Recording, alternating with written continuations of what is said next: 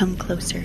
The shadows have missed you, and tonight they have a new story to tell. Welcome to Scary Stories After Dark.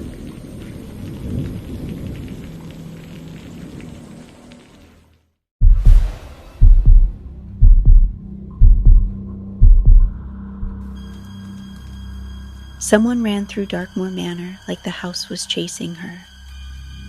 Bare feet slapped slick wood. The corridor warped in the stormlight.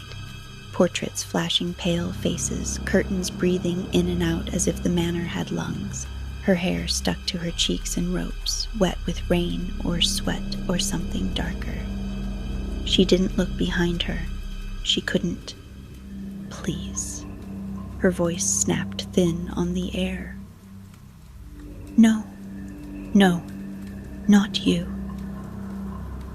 A sound followed, soft, wrong, almost playful.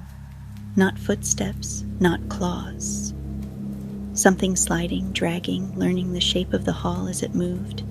She hit the corner too hard, shoulder clipping the wall. A framed photo shattered, glass skittered like teeth. She fell, knees striking wood, palms catching and slipping on a smear that glistened in the lightning. She tried to crawl. The manor laughed. Or maybe it wasn't the manor. A shadow folded over her, a presence, familiar as a childhood bedroom at midnight, familiar as a voice you once trusted. She lifted her face, shaking, eyes wide with recognition. No. She whispered again, the word breaking. Not you. The lights went out like the world blinked.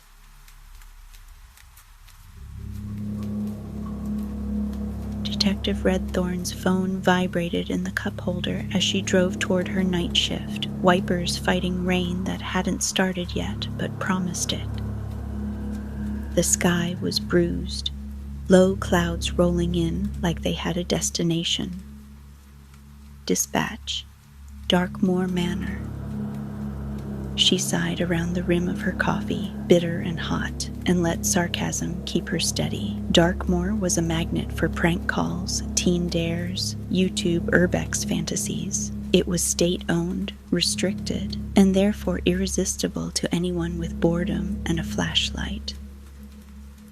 Reed called as her headlights cut through the tree line. You want me to roll with you? He asked, casual on purpose. Red smirked. You'll blink and I'll be back before my coffee gets cold. You always say that. Because it's always true, she said and meant it. Routine was a small mercy. Then the manor appeared. An estate crouched behind iron gates, too grand to be abandoned, too intact to feel honest. The front door hung open like a mouth that forgot to close. One window was spider-webbed with cracks. Something dark stained the frame. Red parked, stepped out, and tasted metal on the air. Her coffee suddenly felt heavy.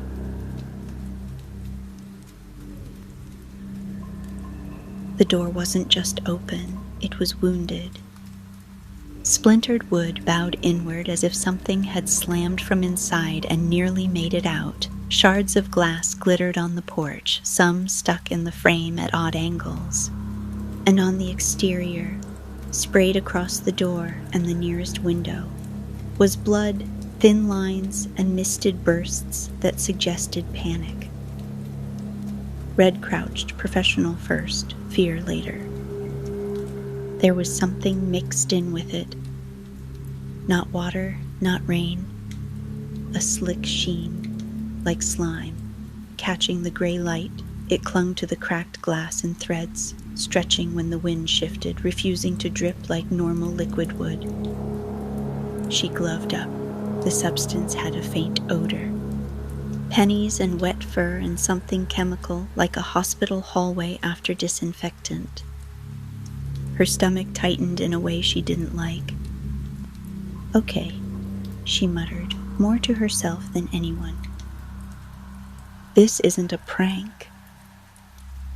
She lifted her phone to call it in. No service.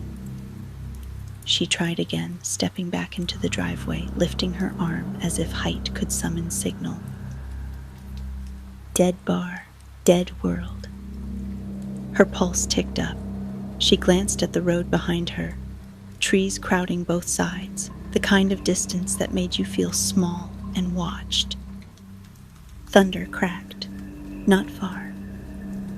Red's instinct said, leave, circle back, call for backup from somewhere with signal.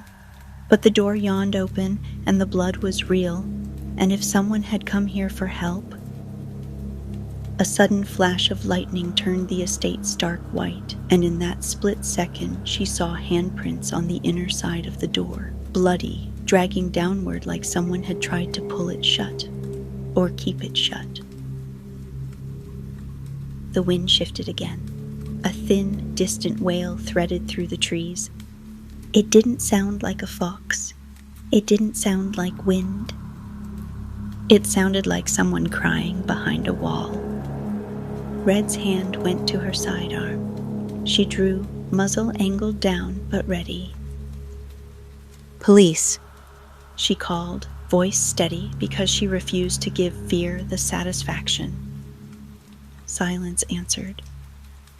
Then, from somewhere inside the manor, a laugh bubbled up, small and bright and wrong, like a child imitating a grown-up. Red swallowed. The doorway felt less like an entrance and more like a throat. And she stepped into it anyway.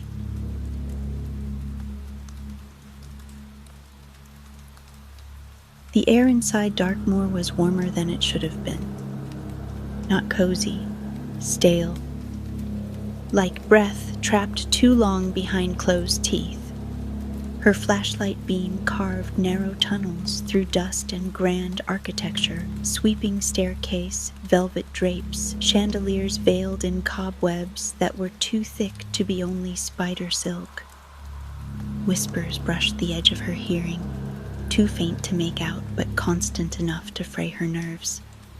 When she turned her head, the whispers shifted too, as if the sound knew where she was looking. She checked corners, cleared rooms, counted doorways like prayer beads, and every few steps she found it again. That slick, glistening residue.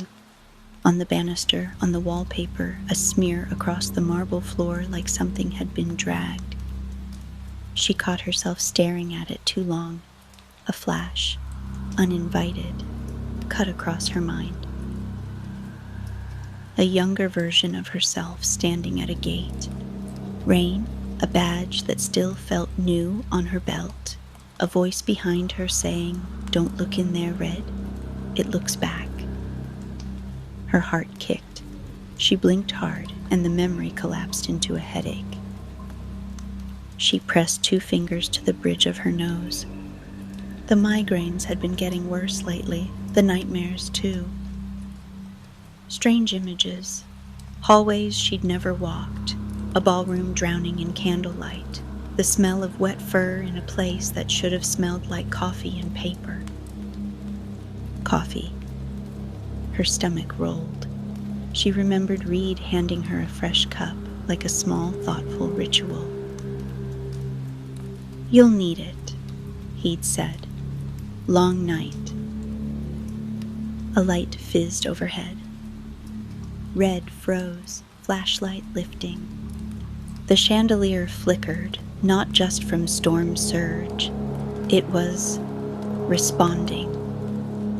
In the stuttering light, she saw a shape in the foyer, something human-shaped, slumped against the far wall. For one bright blink, it looked like a person. Then the light died again, and the shape wasn't there. Red's throat tightened. "Okay," she breathed. That's cute." She moved forward anyway, because fear didn't get to write her story. Past the foyer, a hallway split left and right.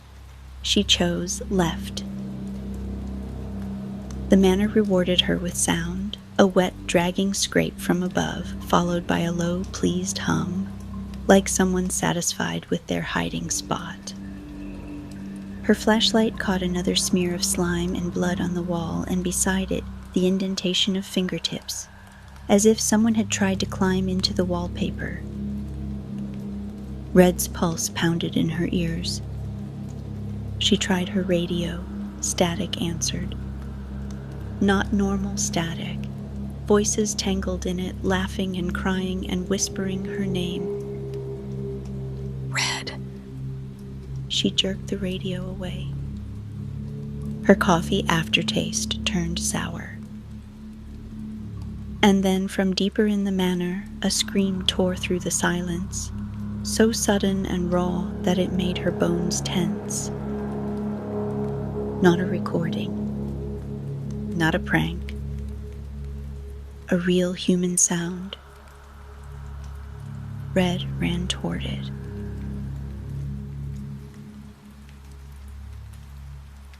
The scream led her through rooms that felt staged for an audience that didn't exist. A dining hall with place settings still arranged, silver-dulled but careful, as if the manor expected company. A parlor where a piano sat open, keys yellowed, and one of them pressed itself down as she passed. One note, soft and accusing. Red's flashlight jittered with her breath. She found evidence in pieces. A torn sleeve caught on a nail, a shoe abandoned in the middle of a hallway, a streak of blood that ended abruptly as if the person had lifted off the floor. Then the air changed. Not temperature, pressure, like stepping into deep water. The ballroom doors stood half open. Beyond them, a vast room glimmered with old elegance. Cracked mirrors, tarnished gold trim, curtains heavy as secrets, the ceiling painted with angels whose faces had been scratched away. And in the center of the ballroom, a woman lay curled on the floor, sobbing into her arms. Red's heart lurched so hard it hurt.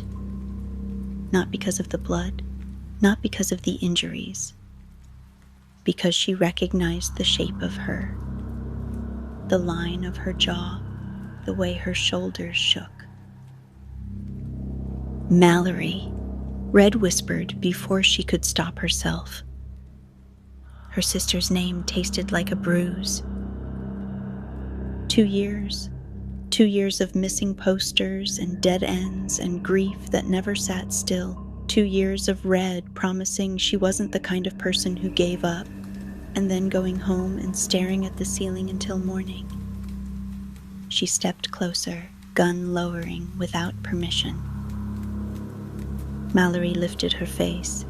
Blood streaked her mouth. Her eyes were wet and bright and wrong in the ballroom light. Red, she breathed, and for 1 second the sound felt real enough to shatter her.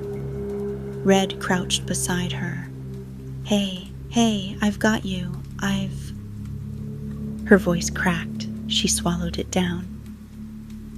What happened? Who did this? Mallory shook her head like the question itself hurt. Red reached out, hand hovering, terrified to touch her and confirm she was solid. Mallory's fingers closed around Red's wrist with surprising strength. Don't, Mallory whispered, and her grip tightened. Don't look behind you. Red's spine went ice. A breath warmed the back of her neck. Not human breath. Something scented with wet fur and copper and coffee.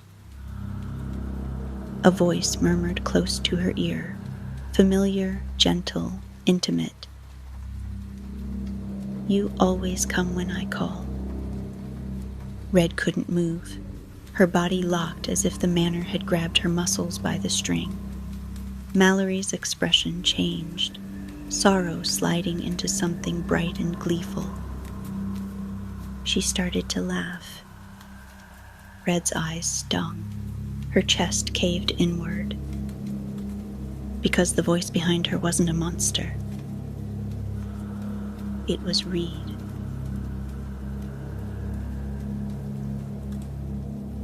Red stood so fast her knees protested. She spun, gun snapping up, and the movement felt like ripping herself out of a nightmare. Reed stood a few feet away, rainwater on his shoulders, as if he'd stepped in from the storm. His face was calm, almost tired, like she'd inconvenienced him by being surprised. Put the gun down, He said softly. You're shaking. Red's hands were steady. It was the rest of her that wasn't. Where's my signal? She demanded. Why are you here? How did you? You came alone.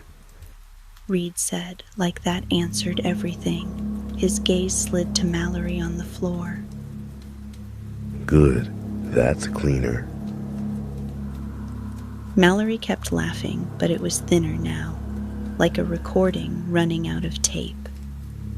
Red's mind tore through possibilities, cover-up, cult, corruption, something worse. She tried to anchor in facts, in procedure, in the kind of logic that had saved her on dead-end cases. Reed's eyes flicked to her coffee cup, still in her hand, forgotten in the shock. Red followed his gaze. Understanding struck like a fist. You've been... Her voice came out small, which made her hate herself. You've been putting something in my coffee. Reed exhaled, like he'd hoped she wouldn't figure it out here. It was for your own good. Red barked out a laugh that held no humor. Don't. The fluid keeps you from remembering. Reed said. Keeps you from waking up. You have no idea what you saw the first time. First time. The words peeled something open inside her. The gate, the rain, the warning. It looks back. Her stomach twisted. I've been here. Reed nodded. As a rookie, you got too close. The state wanted you quiet. I wanted you alive. You drugged me, she spat. I saved you. Reed corrected, and there it was, control dressed as care. You started having flashes, nightmares. You were getting close to breaking through. I couldn't let you do that. Not when you're valuable. Red's skin prickled. From the corners of the ballroom, shadows shifted, not just darkness. Bodies, figures standing too still, faces barely caught by lightning flicker. Some looked like police, some looked like locals. All looked wrong, like worn-out costumes hanging on meat. Mallory's laughter stopped abruptly. Her eyes rolled back, and her mouth opened as if something inside her was speaking through the shape of her throat. You left her, the voice said. Not Mallory's voice, but layered, many voices at once. You forgot her. Red's vision blurred. I didn't forget. Yes. Reed murmured, stepping closer. You did. That was the point.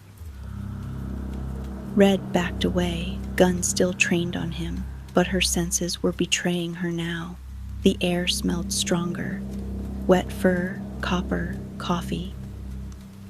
And beneath it all, a rising hunger that didn't feel like fear. It felt like something waking up inside her ribs and stretching.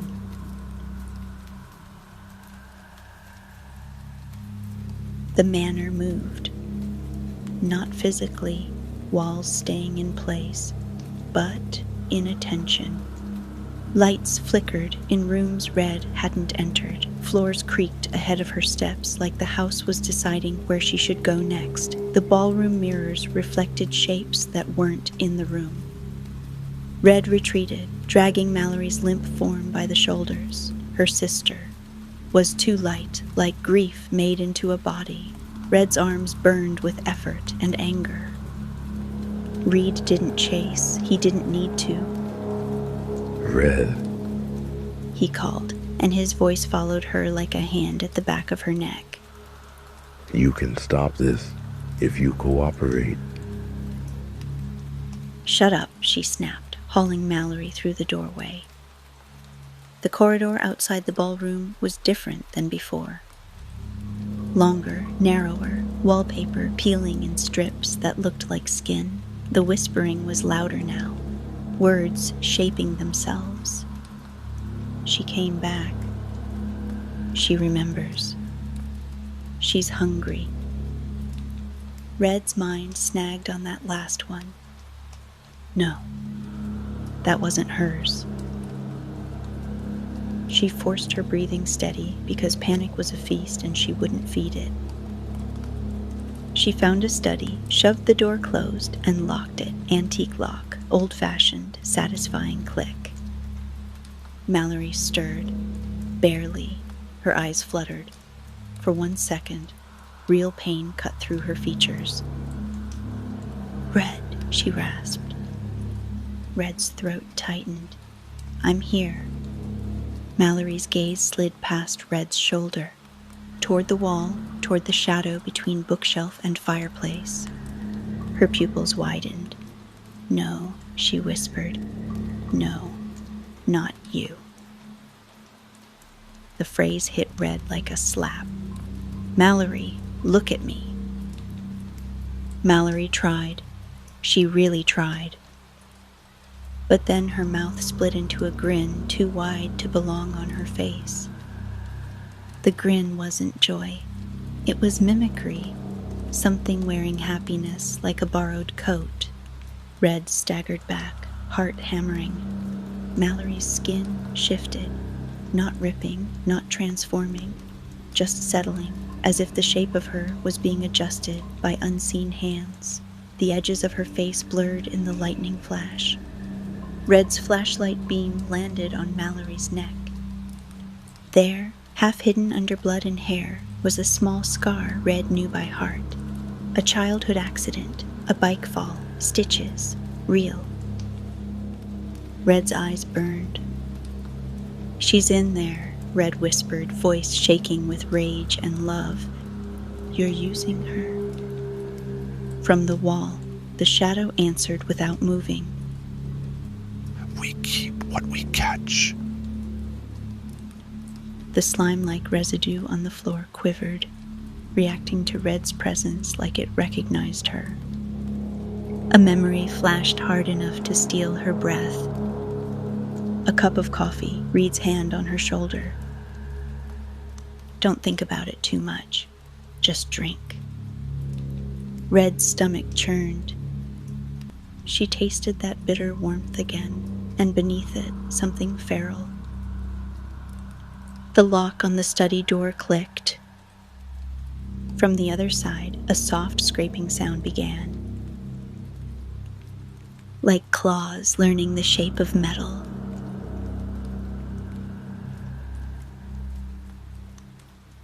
Red shoved a bookshelf against the door. Wood screamed. The scrape outside paused, as if amused.